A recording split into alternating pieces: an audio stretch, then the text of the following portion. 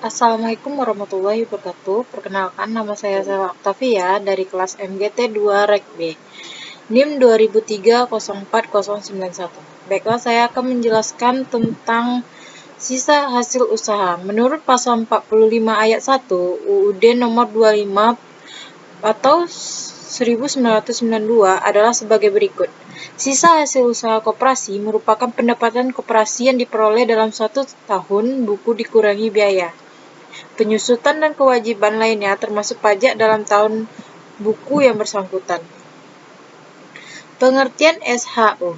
SHU setelah dikurangi dana cadang dibagikan kepada anggota sebanding jasa usaha yang dilakukan oleh masing-masing anggota dengan koperasi, serta digunakan untuk keperluan pendidikan, perkoperasian, dan keperluan koperasi sesuai dengan keputusan rapat anggota. Besarnya penumpukan modal dalam cadang ditetapkan dalam rapat anggota.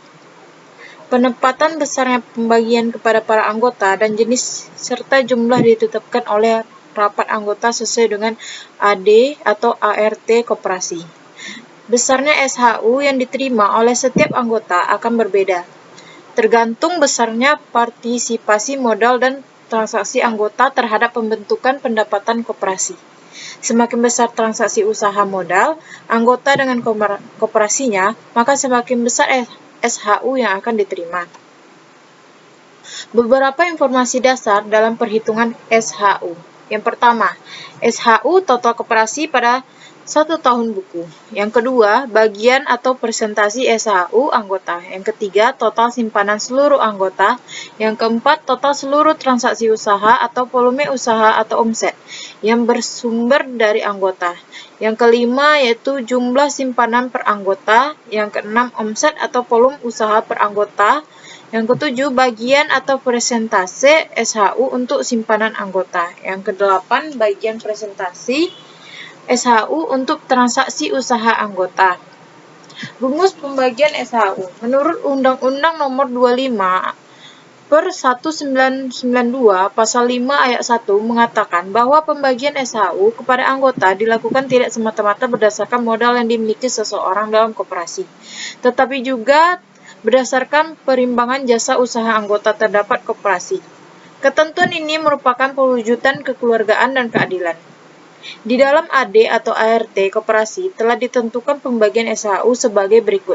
Cadangan koperasi 40%, jasa anggota 40%, dana pengurus 5%, dana karyawan 5%, dana pendidikan 5%, dana sosial 5%, dana pembangunan lingkungan 5%. Tidak semua komponen di atas harus diadopsi dalam pembagian SHU-nya. Hal ini tergantung dalam keputusan anggota yang ditetapkan dalam rapat anggota. Yaitu rumusnya SHUA sama dengan JUA tambah JMA, di mana SHUA adalah sisa hasil usaha anggota, JUA adalah jasa usaha anggota, JMA adalah jasa modal anggota. SUPA adalah sisa hasil usaha per anggota, JUA jasa usaha anggota, JMA adalah jasa modal anggota, FA adalah volume usaha anggota, UK adalah volume usaha total koperasi, SA adalah jumlah simpanan anggota, TMS adalah modal sendiri total atau simpanan anggota total. Prinsip-prinsip pembagian SHU koperasi. SHU yang dibagi adalah yang bersumber dari anggota. SHU anggota adalah jasa, modal, dan transaksi usaha yang dilakukan anggota sendiri. Pembagian SHU anggota dilakukan secara transparan. SHU anggota dibayar secara tunai. Manajemen sumber daya manusia. Manajemen sumber daya manusia adalah penarikan, seleksi, pengembangan, penggunaan, dan pemeliharaan sumber daya manusia oleh suatu organisasi menurut Wilder Friends. Anggota koperasi. Anggota koperasi minimum harus 20 orang. Latar belakang anggota biasanya tidak sama, baik pendidikan, sosial ekonomi, kepercayaan atau agama maupun tanggung jawab keluarga. Jika anggota koperasi lebih dari 20 orang, maka koperasi tersebut makin besar sehingga sulit untuk mengordinasi dan mengorganisasi anggota yang makin banyak itu, karena semakin beraneka ragamnya tingkat kepentingan dan motivasi masing-masing anggota. Karyawan koperasi. Karyawan koperasi adalah orang yang bekerja dalam perusahaan koperasi tersebut dan yang melaksanakan usaha, melayani pelanggan, dan membantu pengurus dan membuat pertanggungjawaban kepada pemilik koperasi. Mereka diberi gaji sesuai dengan presentasi kerja dan dengan perjanjian kerja yang disepakati bersama. Apabila usaha koperasinya masih kecil, maka karyawan diperlukan cukup hanya 2 atau 3 orang saja. Jika usaha koperasi semakin besar, maka semakin banyak karyawan yang diperlukan, di mana untuk mengatur bukan merupakan hal yang mudah. Manajer. Manajer adalah orang yang memegang jabatan tertinggi dari semua karyawan koperasi, di mana dia bekerja sesuai dengan perjanjian yang telah disepakati dengan pengurus. Karena manajer adalah prinsip dari semua karyawan, maka dia harus seorang pembuatan kebijakan yang andal. Seorang pemimpin yang mampu menjadi koordinator yang baik bagi seluruh kegiatan koperasi.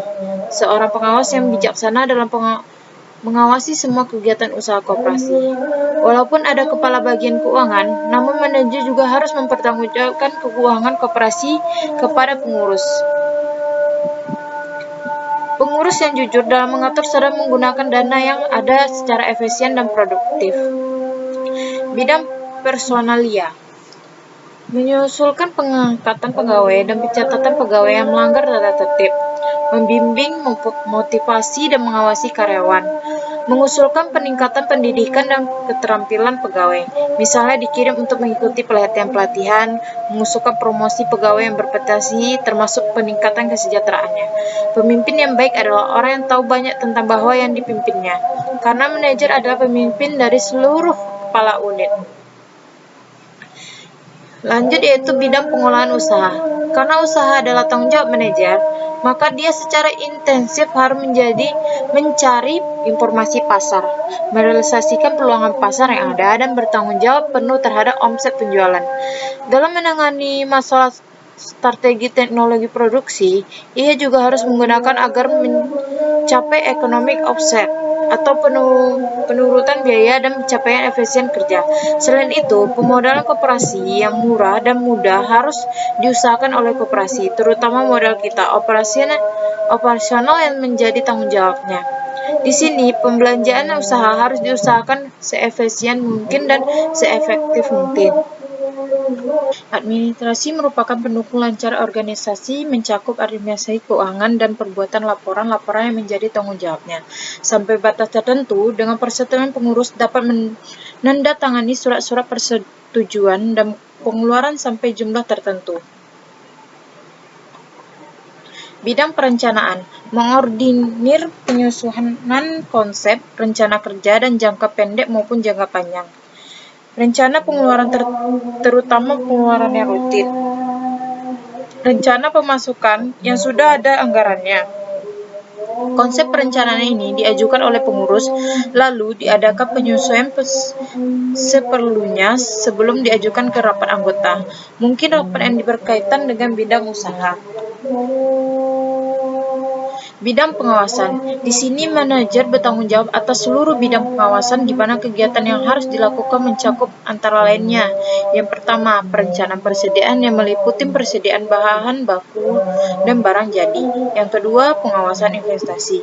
Yang ketiga, kerajinan dan kedisiplinan pegawai. Yang keempat, jumlah uang masuk dan keluar harus diberikan setiap saat serta diadakan evaluasi lalu dibandingkan secara rencana dan kenyataan. Kepemimpinan.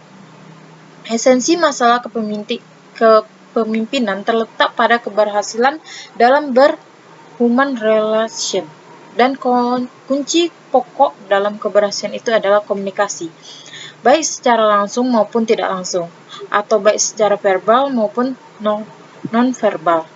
Penerapan konsep kepemimpinan dalam organisasi koperasi adalah bagaimana karyawan dan anggota koperasi sebagai anggota kelompok kerja memperoleh pengarahan dan bimbingan untuk mencapai tujuan koperasi. Berikut ini ada 4 tipe gaya kepemimpinan menurut Hanser and Breithart. A. Gaya kepemimpinan dengan ciri perilaku tugas tinggi dan hubungan rendah. Gaya ini disebut sebagai tipe trailing style, yaitu gaya kepemimpinan yang memiliki probabilisasi sukses tinggi pada berharap dengan kondisi taraf kematangan individu yang dipimpin secara rendah. B. Gaya kepemimpinan dengan ciri perilaku tugas tinggi dan hubungan tinggi. Gaya ini disebut sebagai tipe selling style, yaitu gaya kepemimpinan yang memiliki probabilitas sukses tinggi apabila berhadapan dengan kondisi kematangan individu yang dipimpin adalah rendah sampai moderat. C. Gaya kepemimpinan dengan ciri perilaku tugas rendah dan hubungan tinggi.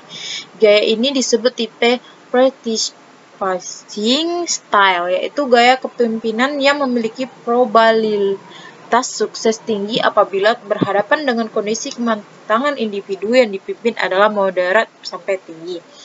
Yang D yaitu gaya kepemimpinan dengan ciri perilaku tugas rendah dan hubungan rendah. Gaya ini disebut sebagai tipe deleting style, yaitu gaya kepemimpinan yang memiliki probabilitas sukses tinggi apabila berhadapan dengan kondisi taraf kematangan individu yang dipimpin adalah tinggi. Koperasi simpan pinjam. Kegiatan usaha simpan pinjam dari KSP atau USP meliputi kegiatan penarikan atau penghimpunan data dan penyaluran kembali data tersebut dalam bentuk pinjaman secara gratis. Besar kegiatan tersebut dapat dibedakan menjadi: pada satu sisi, dana simpanan yang terkumpul harus disalurkan dalam bentuk pinjaman kepada anggota yang membutuhkan. Berarti terjadi arus dana keluar dan akan kembali diterima secara bertahap pada masa yang akan datang. Pada sisi lain, KSP atau USP harus mampu melayani anggota penyimpanan yang berhak menarik kembali simpanannya sesuai dengan perjanjian yang telah disepakati. Jenis-jenis simpanan. Yang pertama, simpanan pokok atau KSP. Simpanan pokok adalah sejumlah uang yang sama bapaknya dan atau sama nilainya yang wajib dibayarkan oleh anggota kepada koperasi pada saat masuk menjadi anggota. Simpanan pokok tidak dapat diambil selama bersangkutan menjadi anggota. Yang kedua, simpanan wajib atau KSP. Simpanan wajib adalah sejumlah simpanan tertentu yang tidak harus sama, wajib dibayar oleh anggota kepada koperasi dalam waktu dan kesempatan tertentu. Simpanan wajib tidak dapat diambil selama yang bersangkutan menjadi anggota. Yang ketiga yaitu tabungan koperasi, adalah simpanan pada koperasi yang menyertakan dilakukan berangsur dan penarikannya hanya dapat dilakukan oleh anggota yang bersangkutan atau kuasanya dengan menggunakan buku tabungan koperasi setiap saat pada hari kerja koperasi, berdasarkan jangka waktunya. Berdasarkan jangka waktunya, yang pertama yaitu pinjaman jangka pendek, yaitu pinjaman yang jangka waktu pengembalian kurang dari 1 tahun. Misalnya, pinjaman untuk membiayai kelancaran operasi usaha termasuk pula pinjaman modal kerja. Yang kedua, pinjaman jangka menengah, yaitu pinjaman yang jangka waktu pengembaliannya 1-3 tahun. Biasa pinjaman ini untuk menambahkan modal kerja, misalnya untuk membiayai pengadaan bahan baku. Pinjaman jangka menengah dapat pula dalam bentuk pinjaman investasi. Yang ketiga, pinjaman jangka panjang, yaitu pinjaman yang jangka waktu pengembaliannya atau jatuh temponya melebihi 3 tahun. Misalnya pinjaman investasi, yaitu pinjaman untuk pengadaan sarana atau alat produksi. Analisis pinjaman. Analisis pinjaman diperlukan agar KSP atau USP memperoleh keyakinan bahwa pinjaman yang diberikan dapat dikembalikan oleh debiturnya. Pada saat terdapat 2 aspek dianalisis, yaitu yang pertama, analisis terhadap keamanan membayar.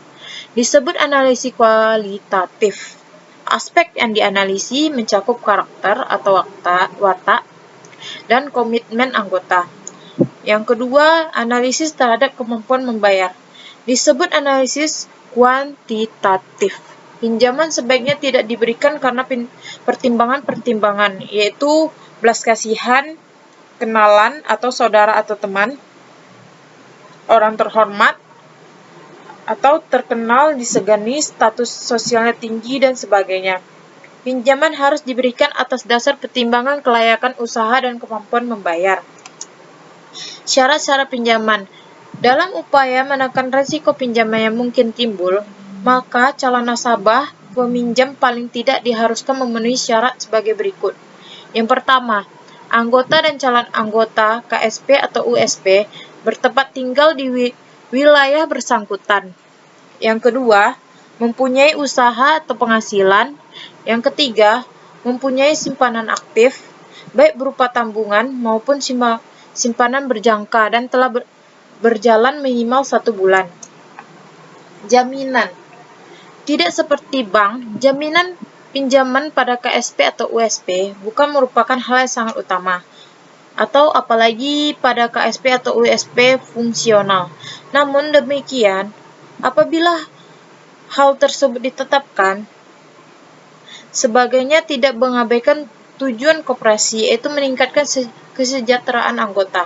Apabila KSP atau USP akan menerapkan jaminan sebagai suatu keharusan, jaminan pada umumnya merupakan kekayaan berharga milik nasabah, seperti barang elektronik, surat bukti kepemilikan kendaraan, tanah, dan sebagainya.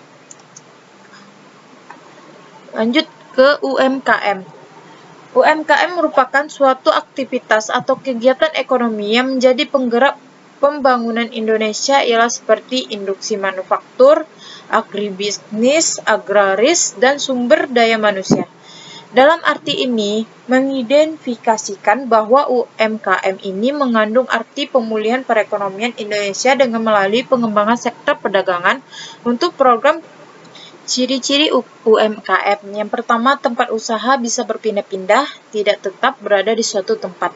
Yang kedua, jenis barang yang dijual bisa berubah sewaktu-waktu, sebelum ada SOP ketat yang mengatur hal ini. Yang ketiga, administrasi keuangan sederhana. Terkadang keuangan pribadi dan keuangan perusahaan masih disatukan. Yang keempat, kebanyakan belum memiliki legalitas usaha. Yang kelima, belum ada sistem ketat dan sistematis yang mengatur masalah SDM di badan usaha. Jenis-jenis UMKM. Yang pertama, kuliner, merupakan suatu usaha yang bergerak dalam segala macam bidang makanan dan minuman. Yang kedua, fashion and kosmetik, yaitu merupakan suatu usaha di bidang pakaian dan alat-alat untuk keperluan badan. Yang ketiga, agribisnis, merupakan suatu usaha yang bergerak di bidang pertanian.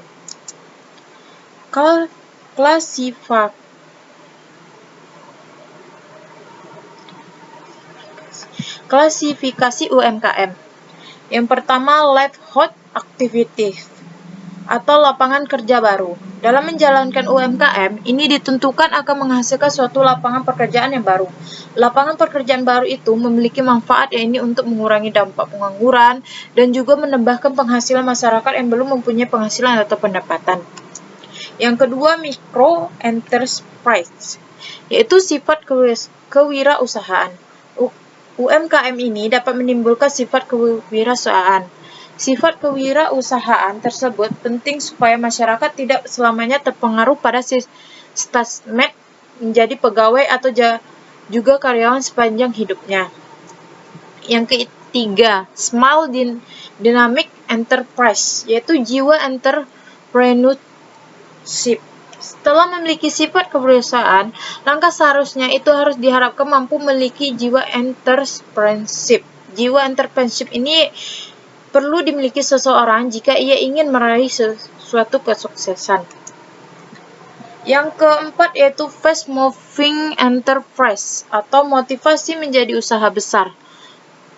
Pelaku UMKM yang sudah membuka lapangan kerja baru itu memiliki sifat kewirausahaan, membangun jiwa entrepreneurship, kemudian akan terbentuk dengan sendirinya untuk memiliki usaha besar untuk dapat membangun perekonomian Indonesia.